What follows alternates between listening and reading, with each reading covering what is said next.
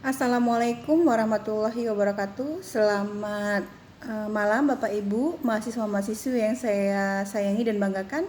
Kita ketemu lagi dengan saya Profesor Dr. Yasmirah Mandasari Saragi SMH dengan materi perkuliahan Legal Opinion dan Legal Audit.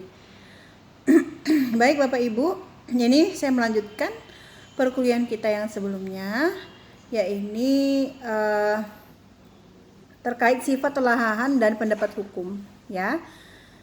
Jangan lupa absensi di kolom komentar YouTube dan tolong di like dan subscribe ya untuk video YouTube saya karena ini subscribernya sekitar 13 orang atau 14 orang lagi sudah pas 1000.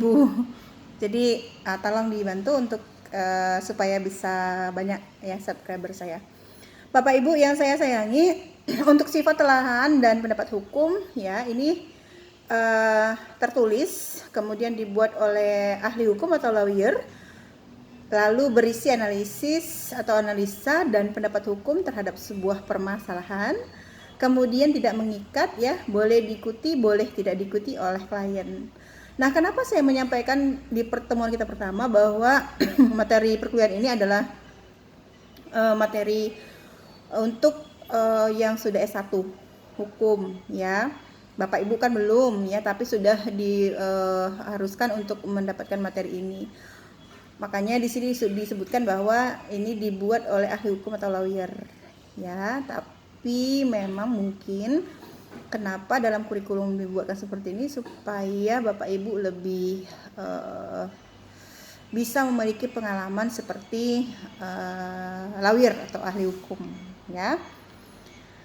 Oke, kemudian telahan dan pendapat hukum yang baik yaitu berbasis riset dan pengumpulan data yang akurat, lalu argumentatif, kemudian jujur dan tidak memuat kepentingan sesaat atau tidak layak ya, atau namanya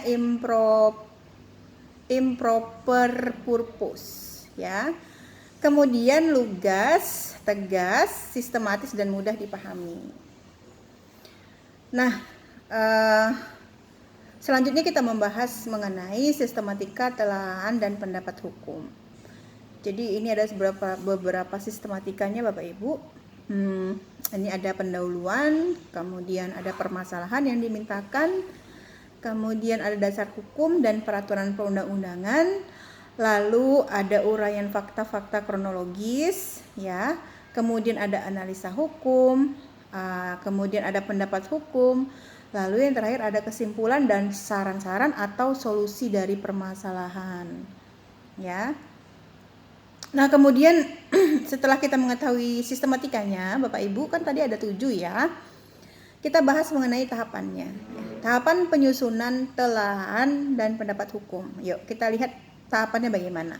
Nah, ini yang pertama kita harus identifikasi fakta hukum. Dengan cara bagaimana? Yaitu yang pertama ya, baca seksama kronologis perkara. Yang kedua, wawancara dengan klien. Kemudian yang ketiga, kumpulkan bukti dan dokumen pendukung. Ya. Kemudian Bapak Ibu, setelah kita mengidentifikasi fakta hukum, kemudian kita selanjutnya mengidentifikasi masalah. Nah, dengan cara bagaimana? Yang pertama, identifikasi masalah yang ingin dijawab berdasarkan fakta hukum. Kemudian, yang kedua, konfirmasi rumusan masalah kepada klien. Jadi ketika kita sudah buat rumusan masalahnya, tentu klien harus kita ajak diskusi Bapak Ibu. Ya, bahwa ini kita sudah temukan rumusan masalah seperti ini, apakah sudah tepat? Gitu ya. Jadi kita nanti dialog dengan klien sehingga supaya lebih maksimal hasilnya ya. Kemudian Bapak Ibu, setelah kita mengidentifikasi masalah, tentu kita akan mengidentifikasi dasar hukumnya ya, harus ada dasar hukumnya. Yang pertama bagaimana? Yaitu inventarisasi peraturan perundang-undangan, jurisprudensi, teori hukum dan pendapat ahli. Lalu ada identifikasi peraturan perundang-undangan, jurisprudensi, teori hukum dan pendapat ahli yang relevan ya. Jadi setelah sudah diinventarisasi, kita mengidentifikasi ya. Jadi itu tahapannya untuk identifikasi dasar hukum. Kemudian Bapak Ibu, setelah kita mengidentifikasi dasar hukum, kita melakukan analisa hukum dengan cara yang pertama, sandingkan fakta hukum dengan peraturan, jurisprudensi, teori dan pendapat ahli. Kemudian yang kedua, kita jawab rumusan masalahnya. Ya, gitu. Disandingkan dulu fakta hukumnya, baru yang kedua dijawab rumusan masalahnya.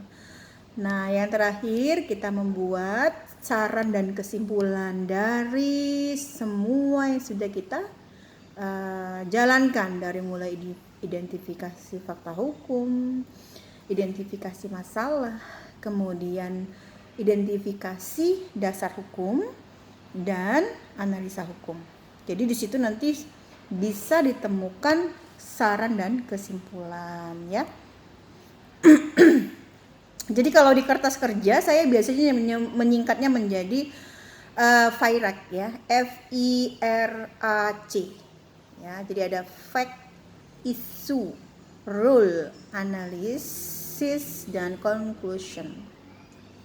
Jadi disingkat dengan FIRAC ya. Jadi F-nya itu fact atau kenyataannya apa, kemudian I-nya isunya apa sih, rule-nya, R-nya ya, analisisnya bagaimana, baru kesimpulannya apa.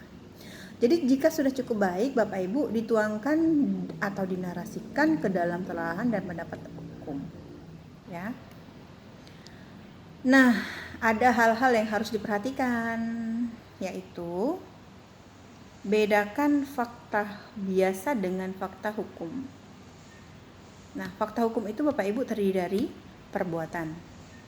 Contohnya apa? Tindak pidana pencurian, pemerkosaan, ya, kelalaian yang menyebabkan orang meninggal, ya. Itu. Lalu ada namanya peristiwa hukum. Contohnya apa? Ada kelahiran, kematian, pengesahan, ya. Kemudian ada yang namanya keadaan. Apa itu contohnya? Contohnya di bawah umur, di bawah pengampuan, ya. Jadi Bapak Ibu harus melihat itu, dibedakan fakta biasa dengan fakta hukum, ya. Nah, kemudian ada lagi hal-hal yang harus diperhatikan, yaitu rumusan masalah berdasarkan fakta hukum haruslah fokus ya, namun mewakili fakta hukum yang ada dan memenuhi kebutuhan klien. Ya, jadi gitu. Ya, baik Bapak Ibu, insya Allah nanti kita ketemu lagi di minggu depan. Kita membahas mengenai hal-hal yang harus diperhatikan, ya, terkait pembuatan FIRAC, ya, FIRAC. Terima kasih Bapak Ibu atas perhatiannya. Jangan lupa absensi selama 3 hari sejak hari ini. Tuliskan nama lengkap dan NPM. Saran saya setelah Bapak Ibu sudah absensi, tolong difotokan dan kirimkan saja ke Komting. Sebab ada beberapa permasalahan. Mahasiswa ada mengatakan kepada saya sudah absensi tapi kok hilang di kolom komentarnya, katanya gitu ya. Saya juga nggak tahu siapa yang menghilangkan. Ya, nggak akan mungkin terhapus ya menurut saya, atau mungkin sistem atau bagaimana, saya kurang paham terkait di komentar-komentar itu. Jadi supaya aman, saran saya Bapak Ibu setelah sudah absensi difoto saja lalu dikirimkan kepada Komting. Jadi nggak ada komplain-komplain bahwa memang sudah absen ya, karena memang saya setiap harinya, setiap minggu saya minta absensi dari Komting agar bisa langsung saya rekap di portal ya. Oke Bapak Ibu, jika ada pertanyaan silakan dituliskan di kolom komentar YouTube saya. Semoga kita semua selalu sehat, sukses dan bahagia. Salam sehat dari saya. Saya akhiri dengan wassalamualaikum warahmatullahi wabarakatuh.